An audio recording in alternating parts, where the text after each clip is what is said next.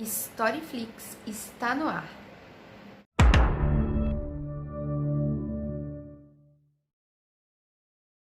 Bom, no vídeo de hoje nós vamos falar sobre o nosso querido Dom Pedro I.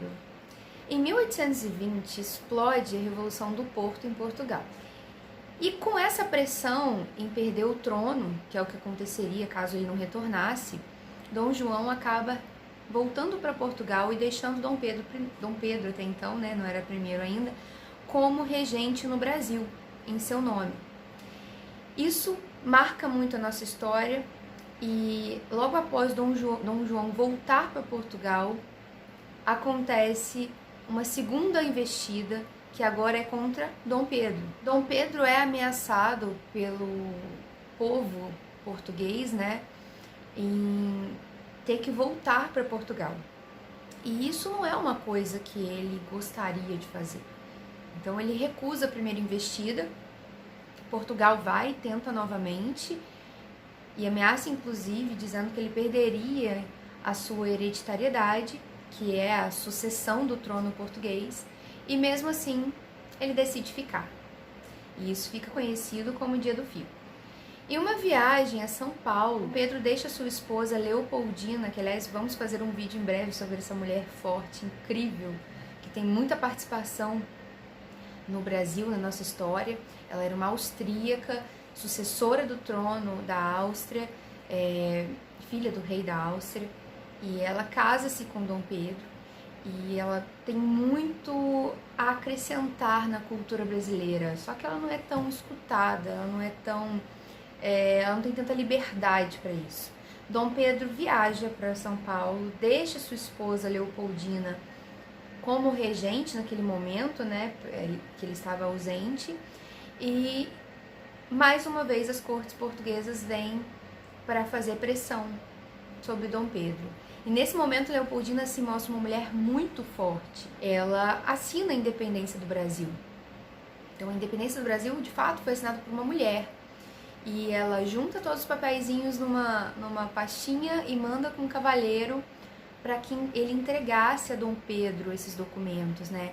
E que ele recebesse essa notícia.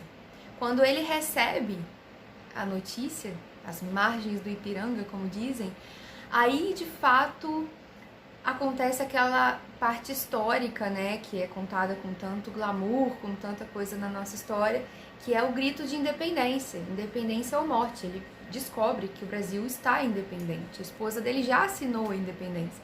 Não resta mais nada a não ser gritar independência ou morte e proclamar a independência do Brasil, né? A partir daquele momento, as tropas portuguesas não seriam mais bem-vindas no Brasil, não seriam mais aliadas ou amigas. Era um corte definitivo, uma ruptura com Portugal. E isso marca um novo início na nossa história, né? De um governo nada tranquilo, que foi o de Dom Pedro I, um governo inclusive muito tenso na nossa história, e que vem marcando um período que é o período imperial. Ele é o primeiro imperador do Brasil. A partir desse momento ele passa a ser Dom Pedro I. É elaborada uma constituição para o Brasil imperial. Inicialmente a gente tem o primeiro projeto, vamos dizer assim, foi em 1823, que ficou conhecida como Constituição da Mandioca. Bom, o que ficou definido nessa Constituição? Juntou-se um grupo de pessoas, uma assembleia, para poder escrever esse texto constitucional, né? Para quem não sabe, Constituição é um conjunto de leis, então as leis do Brasil Império seriam definidas ali. Porém, Dom Pedro, quando tem acesso a essa primeira Constituição que estava sendo elaborada, ele percebe que nela ele não teria plenos poderes, os seus poderes seriam muito limitados. E isso incomoda Dom Pedro, que acaba dissolvendo essa Assembleia. Aí uma questão muito autoritária de Dom Pedro I, né? E as pessoas começaram a não olhar para ele com aquele mesmo olhar tão positivo de antes, e ele decide escrever a Constituição, né? Ajudar a escrever o texto da Constituição. Só uma coisa importante que a gente deve comentar é que a Constituição da Mandioca tem esse nome por causa da questão da mandioca em si. Para você poder fazer parte dessa assembleia e tudo mais, para escrever nessa Constituição, a pessoa deveria ter alguns hectares de mandioca plantado. Aí você fala, ué, mas o Brasil não tinha uma questão da cana-de-açúcar, do café, mas não da mandioca. Por que mandioca? A mandioca, nesse momento, ela servia para a alimentação dos escravos, era uma base importante na alimentação. Então, para uma pessoa chegar a ter uma grande plantação de mandioca, é porque ela já tinha uma outra plantação maior ainda, de café ou de cana-de-açúcar, enfim. Então, por isso a questão da mandioca, tá? Então, quem tinha muita plantação disso, com certeza eram pessoas muito ricas. E aí a Constituição de 1823 meio que não acontece no final das contas e vem a Constituição, enfim, de 1824, que Dom Pedro ajuda a redigir. Só que tem um porém. Ele não mexe muito nas cláusulas que o pessoal tinha escrito, né? As pessoas tinham escrito sobre o Brasil. Ele mexe no que diz respeito a ele, né? E aí que surge o quarto poder, que é o poder moderador. Nós temos o legislativo, o executivo, o judiciário e o moderador. E esse moderador é de uso exclusivo do imperador do Brasil, que podia influenciar, mexer, fazer o que quisesse com os outros poderes, de acordo com a vontade dele. Né? Se caso acontecesse alguma determinação que ele não concordasse, ele poderia interferir naquilo. Então, esse era o papel do poder moderador, que também desagradou a muitas pessoas no Brasil. E nesse mesmo período acontece a Confederação do Equador, né? Onde no Nordeste alguns estados brasileiros descontentes se unem a Pernambuco, contestando o pagamento de impostos ao imperador, não reconhecendo essa autoridade, e tem como aliado o Rio Grande do Norte, Ceará, Piauí, Paraíba, e eles queriam sim se tornar uma república em relação ao Brasil, completamente independente, e essa república se chamaria Confederação do Equador. Só que ela é reprimida pelas tropas imperiais que vencem esse movimento. Temos também a Guerra da Cisplatina. Para quem não sabe, a Cisplatina pertencia ao Brasil, assim como a Bahia, assim como o Rio de Janeiro, São Paulo. E aí acontece que de um lado fica a Argentina, né, ajudando nesse processo da separação da Cisplatina do Brasil. Eles queriam que a Cisplatina fosse deles, e o Brasil do outro lado puxando a Cisplatina para continuar no território brasileiro. No meio tínhamos a Cisplatina. E aí a Inglaterra acaba intervindo, que aliás a Inglaterra adora um problema, ela sempre aparece. Eu falo que a Inglaterra é a rainha das tretas, porque sempre ela aparece na história para poder mediar ou fiscalizar, enfim, ou cobrar.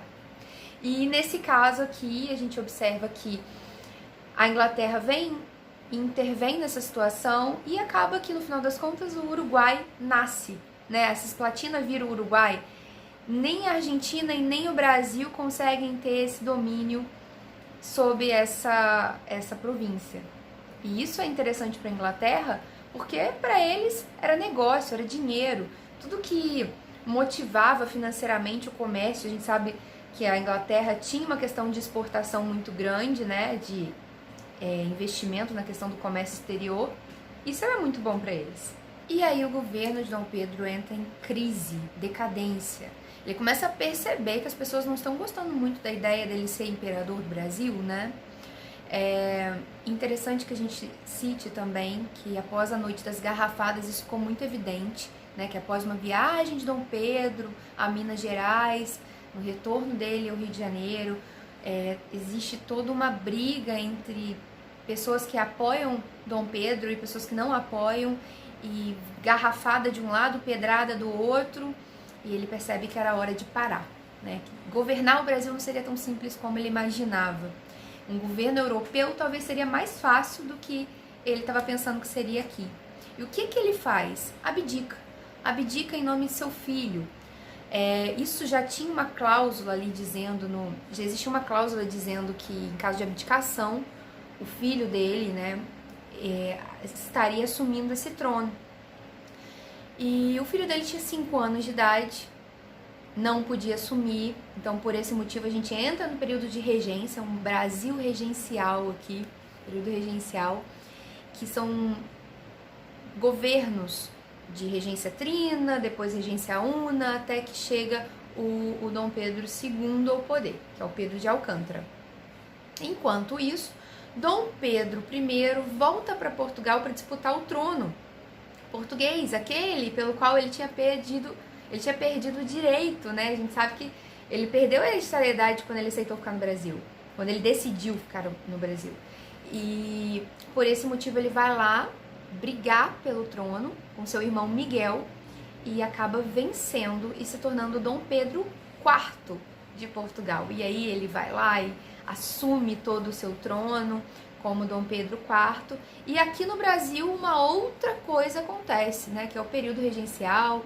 A gente vai observar que tem grupos que ainda sonhavam com o retorno de Dom Pedro, uma coisa que provavelmente não aconteceria e não aconteceu.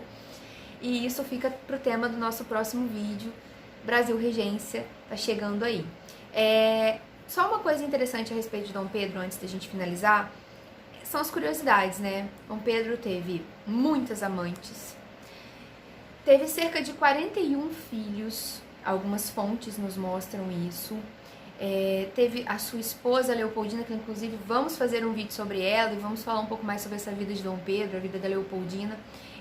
Enfim, era um homem muito polêmico e vamos ainda comentar bastante sobre esse assunto, tá bom? Então é isso, gente. Espero que vocês tenham gostado. Deixe seu like, compartilha e até o nosso próximo vídeo. Tchau, tchau!